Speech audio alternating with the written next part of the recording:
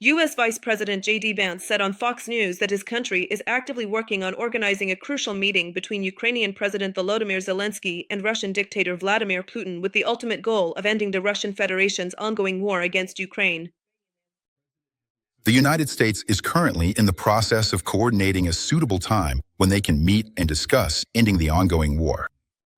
Vance emphasized that the administration of U.S. President Donald Trump supports dialogue with Ukraine and Zelenskyy, and stressed that the U.S. is seeking to end the war in Ukraine along the current line of contact.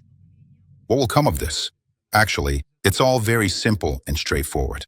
If we take into account the current, existing line of contact between Russia and Ukraine, we'll try to find some kind of negotiated settlement that both Ukrainians and Russians can live with, where they can live in relative peace and harmony, where the killing will finally stop.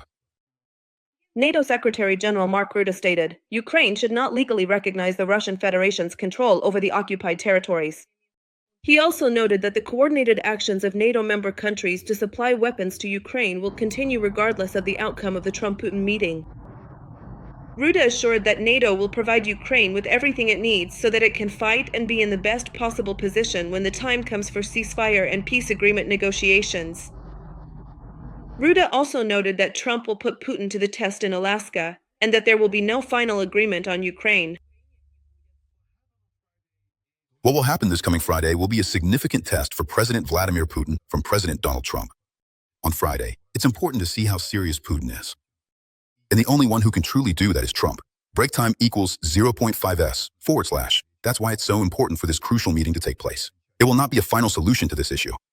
Republican Senator Lindsey Graham believes that Russia and Ukraine will have to exchange certain territories to end the war. But this will only be possible after Ukraine receives security guarantees.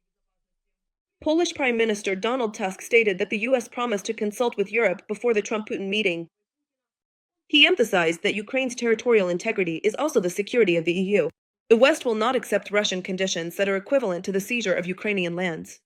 Meanwhile, Russian propagandists have headed to Alaska, where on August 15th the U.S. president and the Kremlin leader will meet. Putin and Trump this Friday in Alaska. In their reports, the propagandists are asking what exactly Putin and Trump will sign. Meanwhile, the Russian dictator's aide, Yuri Ushakov, expresses hope for a resolution of the so-called Ukrainian crisis, that is, Russia's full-scale war against Ukraine.